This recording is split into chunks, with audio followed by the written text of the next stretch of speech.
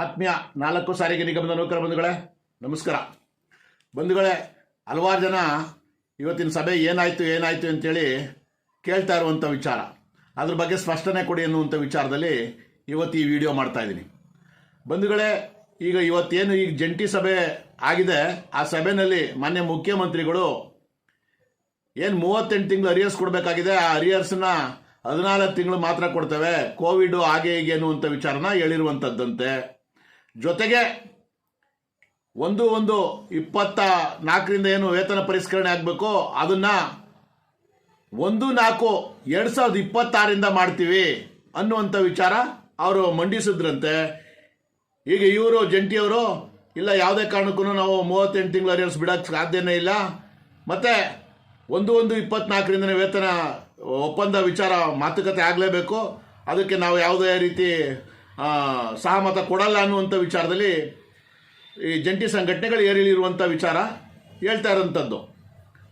ಆದರೆ ಇನ್ನು ಒಕ್ಕೂಟದವ್ರದ್ದು ಏನು ಮಾಡ್ತಾರೋ ಏನು ಬಿಡ್ತಾರೋ ಅದು ನಮಗೆ ಗೊತ್ತಿಲ್ಲ, ಎಷ್ಟು ಗಂಟೆ ಮೀಟಿಂಗ್ ಮಾಡ್ತಾರೋ ಗೊತ್ತಿಲ್ಲ. ಆದರೆ ಮಾನ್ಯ ಮುಖ್ಯಮಂತ್ರಿಗಳು ನಮಗೆ ಕೊಡಬೇಕಾಗಿರುವಂಥದ್ದನ್ನ ಈ ರೀತಿ ಹೇಳುವಂಥದ್ದು ಎಷ್ಟು ಸರಿ? 14 ತಿಂಗಳು ಕರೋನಾ ಬಂದಿತ್ತು ಆ ಟೈಮ್ನಲ್ಲಿ.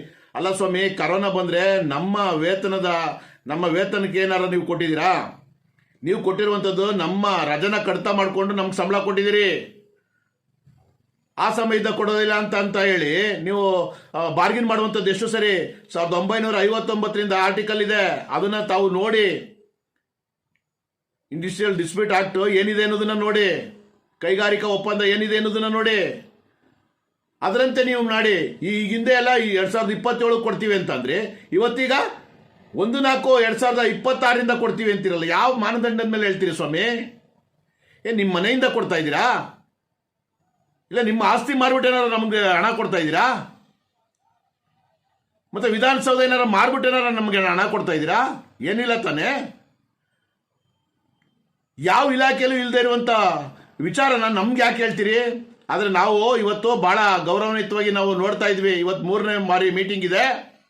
ಇದು ಏನೋ ಒಳ್ಳೇದಾಗ್ಬೋದು, ಮಾನ್ಯ ಮುಖ್ಯಮಂತ್ರಿಗಳೇನೋ ಬದಲಾವಣೆ ಆಗ್ತದೆ ಅಂತೇಳಿ ಎಲ್ಲ ರಾಜ್ಯಾದ್ಯಂತ ಚಲನವಲನಗಳು ಎಲ್ಲ ಮಾಧ್ಯಮಗಳಲ್ಲಿ ಪ್ರಚಾರ ಆಗ್ತಾ ಇರುವಂಥದ್ದು. ಆದರೆ ಒಳ್ಳೆ ಟೈಮ್ನಲ್ಲಿ ನೀವೇನೋ ಒಳ್ಳೇದು ಮಾಡಿಬಿಟ್ಟು ಹೋಗ್ತಾರೆ, ನೌಕರಿಗೆ ಒಂದು ಒಳ್ಳೆ ನೌಕರರಿಂದ ಒಳ್ಳೆ ಅಭಿಮತ ಪಡ್ಕೋತಾರೆ, ಮಾನ್ಯ ಮುಖ್ಯಮಂತ್ರಿಗಳಿಗೆ ಆಶೀರ್ವಾದ ಮಾಡ್ತಾರೆ ಅಂತ ನಾವು ಅಂದ್ಕೊಂಡಿದ್ವಿ. ಆದರೆ ನೀವು ನೋಡಿದ್ರೆ ಮುಂದಿನ 6ನೇ ತಾರೀಕು ಡಿಸೆಂಬರ್ 6ನೇ ತಾರೀಕು ಸಾರಿಗೆ ಸಚಿವರ ಹತ್ರ ಮಾತುಕತೆ ಮಾಡಿ ಅಂತೇಳಿ ಮೀಟಿಂಗ್ ಮಾಡ್ತಾರೆ ಅಂತಂದ್ರೆ ಸಾರಿಗೆ ಸಚಿವರು ಏನು ಹೇಳ್ತಾರೆ? ಹಣಕಾಸು ವಿಚಾರ ಇರೋದು ಮಾನ್ಯ ಮುಖ್ಯಮಂತ್ರಿಗಳ ಹತ್ರನೇ. ಅವ್ರು 14 ತಿಂಗಳು ಹೇಳಿದ್ದಾರೆ, 1/4/2026 ವೇತನ ಒಪ್ಪಂದ ಮಾಡ್ತೀವಿ ಅಂತ ಹೇಳಿದ್ದಾರೆ, ಅದರಂತೆ ನಾವು ಮಾಡ್ತೀವಿ ಅಂತ ಹೇಳ್ತಾರೆ. ಬೇರೆ ಇನ್ನೇನು ಹೇಳ್ತಾರೆ? 6ನೇ ತಾರೀಕು. ಅದರಲ್ಲೂ ಸಾರಿಗೆ ಸಚಿವರು ಹಲವಾರು ಬಾರಿ ಜಾಗಗಳಲ್ಲಿ ಒಂದೊಂದು ರೀತಿಯಲ್ಲಿ ಒಂದೊಂದು ಮಾತಾಡಿರುವಂಥದ್ದು ತಾವೆಲ್ಲ ಗಮನಿಸಿದ್ರಲ್ವಾ? ನೋಡಿ, ರಾಜ್ಯದ ಸಾರಿಗೆ ನೌಕರರು ನಿಮ್ಮನ್ನ ಬಹಳ ಪ್ರೀತಿಯಿಂದ ಕಾಯ್ತಾ ಇದ್ರು. ರಾಜ್ಯ ಸರ್ಕಾರ ಏನೋ ಒಂದು ಒಳ್ಳೇದು ಮಾಡುತ್ತೆ ಅಂತೇಳಿ. ಮುಂದೆ ಯಾರು ಏನು ಬದಲಾವಣೆ ಆಗ್ತಾರೋ ಅದು ಗೊತ್ತಿಲ್ಲ. 6ನೇ ತಾರೀಕು ಹೇಳಿದಿರಿ ನೀವು.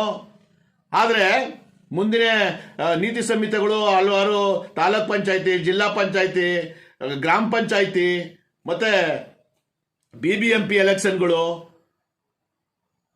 ಈ ರೀತಿ ಹಲವಾರು ಚುನಾವಣೆಗಳಿವೆ. ಇನ್ನು ಎಲ್ಲಿ ಗಂಟೆ ತಳ್ಳಬೇಕು ಅಂತ ಅನ್ಕೊಂಡಿದ್ದೀರಿ ನೀವು?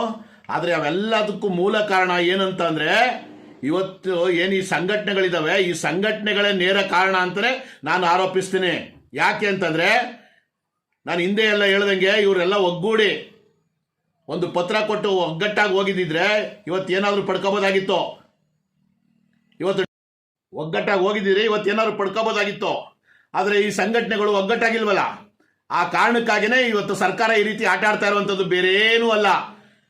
ಈಗ 6ನೇ ತಾರೀಕು ಮತ್ತೆ ಇನ್ನು ಎಲ್ಲೆಲ್ಲಿ ಏನೇನು ಹೋಗ್ತದೋ ಸಂಘಟನೆಗಳಿಗೆ ಧಿಕ್ಕಾರ ಕೂಗ್ಲೇಬೇಕಾಗುತ್ತೆ. ನೀವೇನಾದ್ರೂ ಇದನ್ನ ಸರಿಯಾದ ರೀತಿಯಲ್ಲಿ ಮಾಡಲಿಲ್ಲ, ಈಗ ಇವ್ರು ಏನು ಬರ್ತಾರೆ ಜಂಟಿ ಒಕ್ಕೂಡ್ತವ್ರು ಏನು ಹೇಳ್ತಾರೆ ಅದನ್ನು ನಾವು ಕೂಡ ಆಲಿಸ್ತೀವಿ. ಅವ್ರಿಗೂ ಅದೇ ರೀತಿ ಹೇಳಿರ್ತಾರೆ, ಬಿಡ್ತಾರೆ ಅಷ್ಟೇ, ಇನ್ನೇನು ಮಾಡಿರಲ್ಲ. ನೀವೆಲ್ಲ ಒಗ್ಗೂಡಿ ನಮ್ಗೆ ಹಿಂಗೆ ಆಗ್ಲೇಬೇಕು ಅಂತೇಳಿ ನೀವು ಕಡಾಖಂಡಿತವಾಗಿ ತೊಡೆ ತಟ್ಟು ನಿಂತ್ರೆ ಸರ್ಕಾರ ನಮ್ಮ ಕೆಲಸಕ್ಕೆ ಬದ್ಧತೆಯಾಗಿ ನಮ್ಗೆ ಏನು ಕೊಡ್ಬೇಕು ಅದನ್ನ ಕೊಡುತ್ತೆ. ಇಲ್ಲ ಅಂದ್ರೆ ಏನು ಮಾಡಲ್ಲ. ಈಗೇನು ಕಾಗೆ ಆರಿಸ್ತಾ ಇದ್ದಾರೆ ಹಂಗೆ ಆರಿಸ್ಕೊ ಹೋಗ್ತಾರೆ. ಅದಕ್ಕೆ ಆಸ್ಪದ ಕೊಡಬೇಡಿ ಸಂಘಟನೆಗಳೇ. ಇವತ್ತಿನ ಸಭೆ ಇಷ್ಟೇ ಆಗಿರುವಂಥದ್ದು. 6ನೇ ತಾರೀಕು ಮುಂದೂಡಿದ್ದಾರೆ ಅಂತ ಹೇಳ್ತಾ ಇದ್ದಾರೆ ಸಾರಿಗೆ ಸಚಿವರ ಜೊತೆ. ಅದು ಮಾನ್ಯ ಮುಖ್ಯಮಂತ್ರಿ ಹತ್ರ ಅಲ್ಲ, ಸಾರಿಗೆ ಸಚಿವರ ಹತ್ರ ಮಾತುಕತೆ ಮಾಡ್ಕೊಬನ್ನಿ ಅಂತ ಹೇಳ್ತಾ ಇದ್ದಾರೆ. ಸಾರಿಗೆ ಸಚಿವರು ಅದೇ ಅಡಿ ಹೇಳಿ ಮುಗಿಸುವಂತ ಕೆಲಸ ಮಾಡ್ತಾರೆ. ನೀವು ಯಾವುದೇ ಕಾರಣಕ್ಕೂ 38 ತಿಂಗಳು ಅರಿಯರ್ಸ್ ಬಿಡುವಂತ ಮಾತೇ ಇಲ್ಲ. 1/1/24 ಏನು ಹೊಸ ವೇತನ ಆಗಬೇಕಾಗಿದೆ ಅಲ್ಲಿಂದ ನಮಗೆ ಕೊಡಲೇಬೇಕು ಅಂತೇಳಿ 6ನೇ ತಾರೀಕೆ ಆಗಲಿ ಏನೇ ಆಗಲಿ ನೀವು ಇಲ್ಲ ಹೋರಾಟಕ್ಕೆ ಸಿದ್ಧತೆ ಮಾಡ್ತಿರೋ, ಮತ್ತೊಂದು ಮಾಡ್ತಿರೋ, ಇಲ್ಲ ಅವತ್ತು ಏನು ಮಾಡ್ತಿರೋ ಅದು ಗೊತ್ತಿಲ್ಲ. ನೌಕರಿಗೆ ಒಳ್ಳೇದು ಮಾಡಬೇಕು, ಇಲ್ಲಾಂದ್ರೆ ನಿಮ್ಮನ್ನ ಹಠಾವು ಮಾಡಬೇಕಾಗುತ್ತೆ. ನಾನೇ ನೇತೃತ್ವ ವಹಿಸಿ ಮಾಡ್ತೀನಿ. ದಯಮಾಡಿ ಈ ವಿಡಿಯೋನ ಎಲ್ಲ ನೌಕರಿಗೂ ಶೇರ್ ಮಾಡಿ ತಿಳಿಸಿ ಅಂತೇಳಿ ನಾನು ಮನವಿ ಮಾಡ್ತಾ ನನ್ನ ಮಾತು ಮುಗಿಸ್ತೇನೆ ಸ್ನೇಹಿತರೆ. ನಮಸ್ಕಾರ.